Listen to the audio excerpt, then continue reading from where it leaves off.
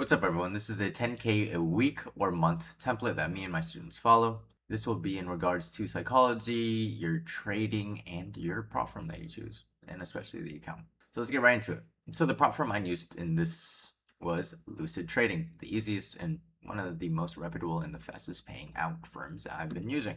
So type of account I've used are Flex. It's the only one I recommend for these 10K weeks with simple, easy evals and funded rules. So they offer Pro, Direct, and Flex, but I only recommend Flex for this 10K a week template. So Flex has the easiest payout requirements. There's no consistency, and all you need to do is $550 plus days. You can use code BTO for 50% off, and for the eval phase and funded phase, we have relative structures and psychology. Actually, let's just go over this and then we'll read the small little things under. So with the trading structure, you guys have three pillars: trading rules, sizing, and risk management. Let's go over sizing first. So this is all dependent on you. You know your trading better than I can. If you were more advanced with more precise entries, you go 1 mini.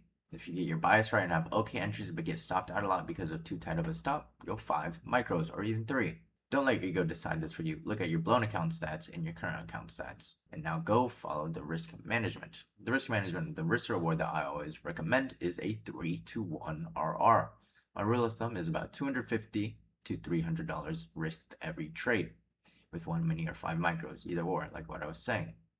2-to-1 RR gets you non-stagnant statistics and a good growth curve, especially on your winning days and your losing days. I've seen students stray away and go 1-to-1 and asking, hey, how do I structure XYZ? I point blank look at their statistics, I ask to show their dashboard, and then it's just 1-to-1. Their winning days and their losing days are almost as equal as each other. And there's just no growth in that, especially if you don't have a higher win rate. A few students have strayed away from the 3-to-1 RR and gone 1-to-1, maybe even 2-to-1. And they're wondering why they are blowing their accounts. Yet they're overtrading, which is one of the other pillars. They're overtrading and their RR is just very poor for how much their win rate is. So that's why I recommend a 2-to-3, at least a bare minimum 2 RR. I just don't understand the 1-to-1. It's just not ideal. It's not pretty at all. I've had students go 1-to-1 and not listen to 3-to-1, and they wonder why their accounts get blown within a week, with even if they had 2-3 green days and all it took was 2 losing days to blow their accounts. I mean, it's just statistics. If you're just gonna have a winning day, your next day is the last winning day. All it takes is 2 consecutive losing days and your account's gone. That's why I have a better than 1-to-1 RR. This always will grow your growth curve a lot higher. Your buffer will be built and you'll give you more cushioning to be trading. So trading rules is just about the number of trades. I give myself about 2 trades a day. Trade 1, if you win that, you're off. You're up 3R. If you lose the first one, you're minus 1R, and you either have a win or a loss. With the 3-to-1 structure, if you lose and you win, you're up 2R. If you lose, minus 2R. Next, let's say you took 1 win, you're up 1R after that initial loss on the day.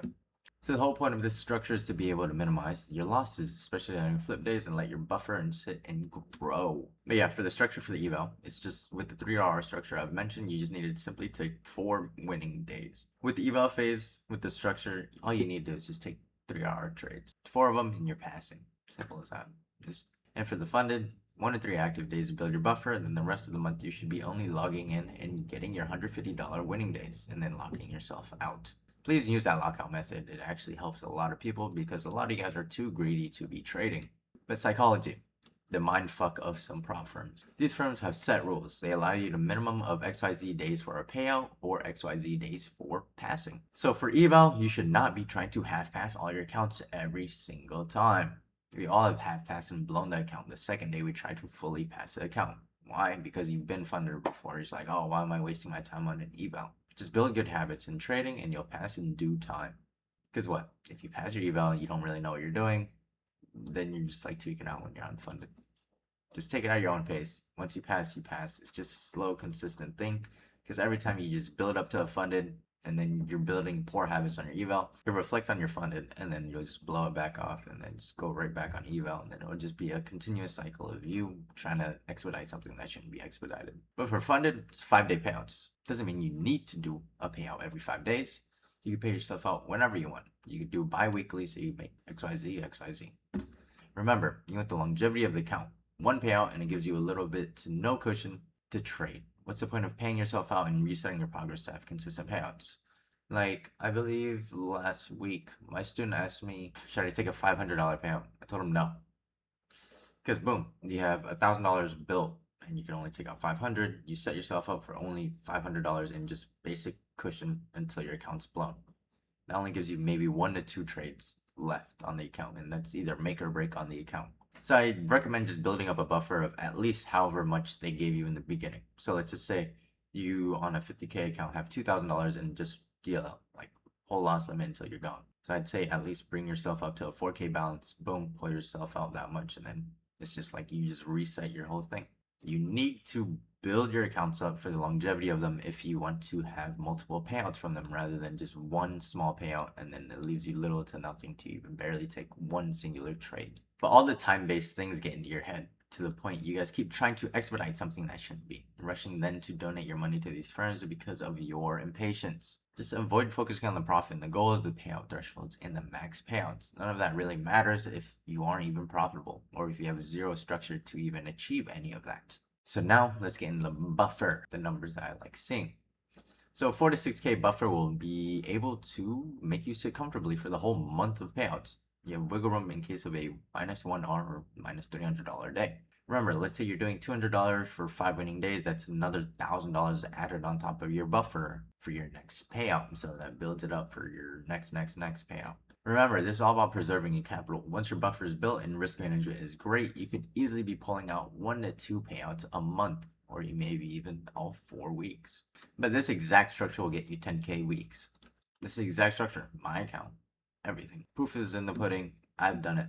Look, like I was saying, 4 to 6K balance, one bigger trading active day on the week, and then your flip days. Boom, you do that. Boom, request your 10K payout.